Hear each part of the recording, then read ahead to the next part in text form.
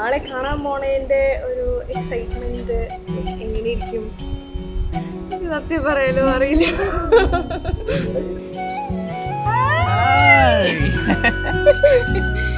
എന്താ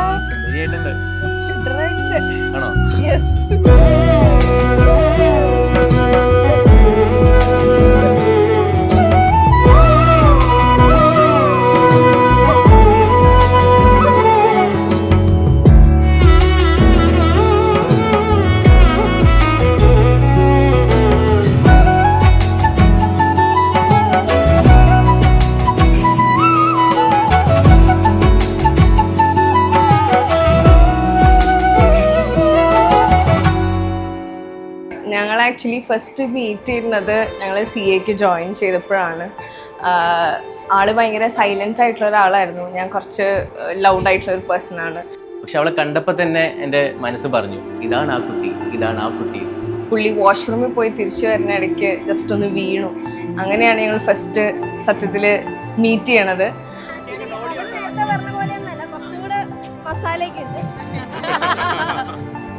ഇങ്ങനെ ക്ലാസ്സിന് വേണ്ടിയിട്ട് വെയിറ്റ് ചെയ്യുന്നത്. സ്റ്റെയർ കേസ് വഴി ഇറങ്ങി വരുന്ന സമയത്ത് അവള് എന്നോട് എന്തോ ഇങ്ങനെ ഞാൻ എന്തോ മൂളിപ്പാട്ട് പാടി വരുമായിരുന്നു.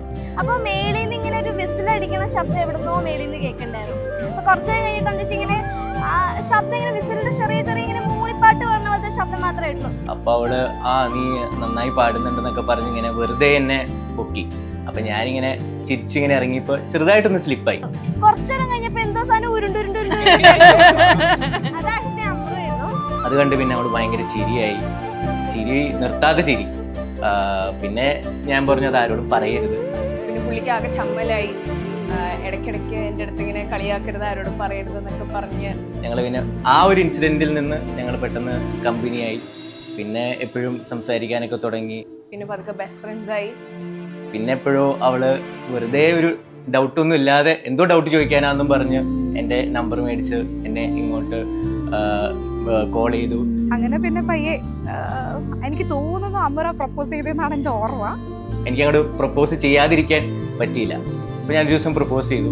പ്രപ്പോസ് ചെയ്ത് കഴിഞ്ഞപ്പോൾ തന്നെ ഒരു നോർമൽ ക്ലീഷേ ഡയലോഗായിരുന്നു, നിനക്ക് എന്നെക്കാളും നല്ലൊരു പെൺകുട്ടിയെ കിട്ടും. അപ്പോൾ ഞാൻ ഓക്കെ. പിന്നെ വീണ്ടും ഞാനൊരു ക്ലീഷേ രണ്ട് ദിവസത്തെ സാഡ് വൈബ്സ് ഒക്കെ ഒന്ന് ഇട്ടു. അത് കഴിഞ്ഞപ്പോഴേക്കും പുള്ളിക്കാരിയും ഇങ്ങോട്ട് സമ്മതിച്ചു ഇഷ്ടമാണ്.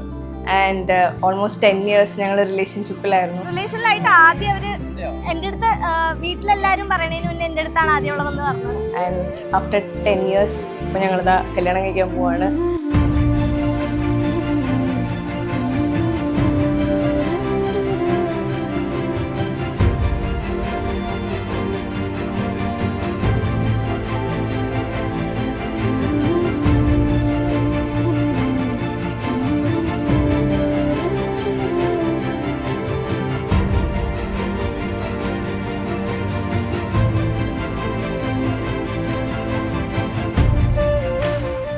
അവൾക്ക് അവളുടെ കാര്യത്തേക്കാൾ കൂടുതൽ കൺസേൺ എൻ്റെ കാര്യത്തിലാണ്.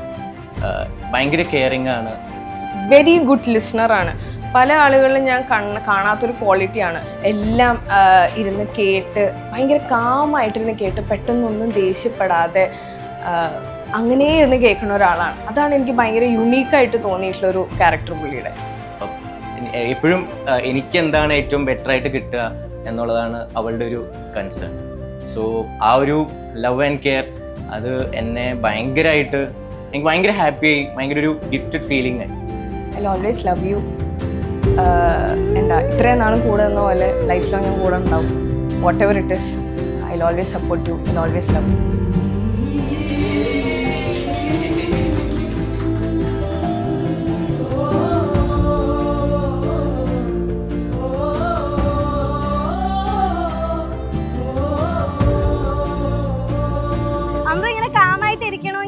എന്ത് കാര്യം ഇപ്പം നമ്മൾ കഴിഞ്ഞ ദിവസത്തേക്ക് പരിപാടിക്ക് ഡാൻസും പാട്ടും എന്തിനു ചേരണം ആൾക്ക് ഭയങ്കര ഇൻട്രസ്റ്റ് ആണ്. എല്ലാത്തിനും ഞങ്ങൾ പിടിച്ച് ചേർത്തിട്ടുണ്ട്. ഭയങ്കര ഇഷ്ടം ഇതൊക്കെ.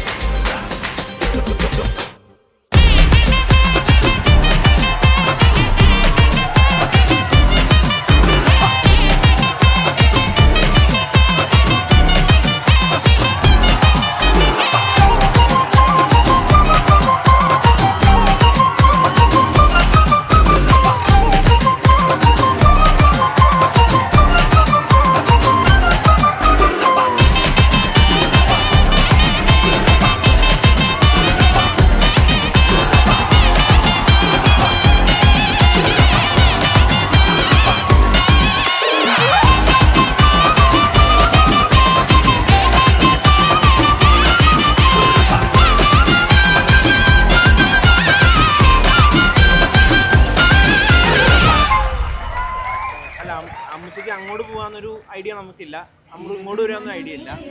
രണ്ട് ഫാമിലിയിലേക്കും ആളുകൾ കൂടുന്നു എന്നൊരു രീതിയിലാണ് നമ്മൾ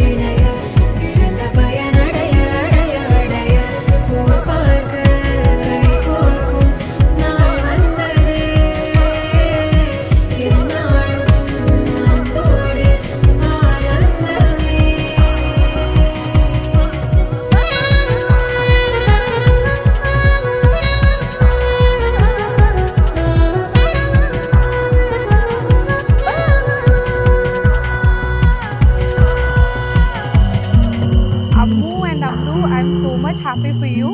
I wish you a very awesome life ahead. Happy married life. Happy married life.